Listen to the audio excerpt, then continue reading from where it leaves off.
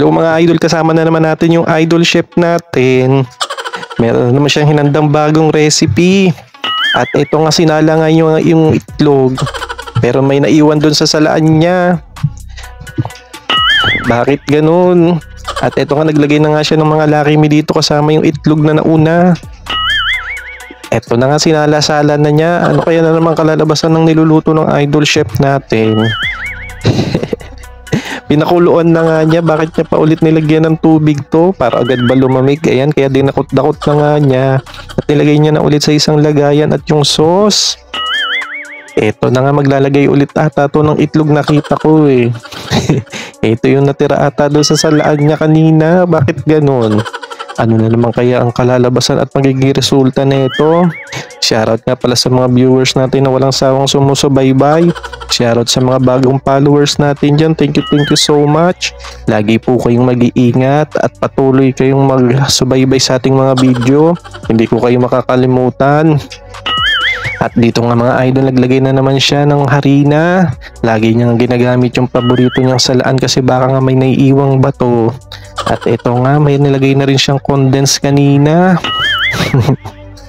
Ayan nga, ngayon lang pala. Nauna pa ako sa sinasabi ko. Naglagay rin siya ng tubig dito. Ano kaya ang kalalabasan nito? Mukhang masarap naman yung ginagawa niya. Pero kung mapapansin yung mga idol, ang daming mga itlog na niyang nilagay. Ano kayang meron ngayon dahil puro itlog ang nilalagay? At eto na nga, meron na siyang nilagay na food color dito at iba't ibang kulay nga. May kanya-kanyang design pa nga siyang nilalagay. Mukhang may gagawin siya rito. Ano kaya to? Bakit ganyan na? Para lang siya magpipintura. Tapos baka bandang dulo pag halu-haluin niya rin. At eto na nga, hindi talaga mawawala tong paborito nating mga sili. Sobrang anghang nga nito.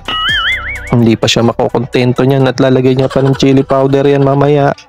Ito na nga, naglagay na siya ng mga kung ano-ano. Yung palang purpose ng lakimi na yun. Ang dami niyang prosesong dinaanan bago mabuo to. Bago niya malupot. At ayan na nga. Sobrang anghang nga ng ginagawa ng idol chef natin dito.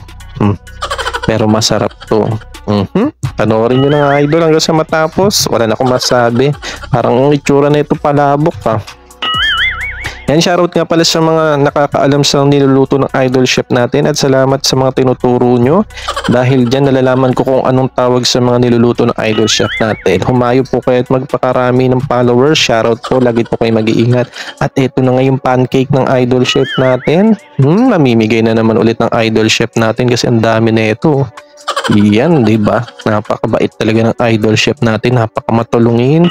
Sobrang generous niya. Ang sarap. Ayan yung mga sobra-sobrang biyaya niya, sinishare niya. Yan, thank you.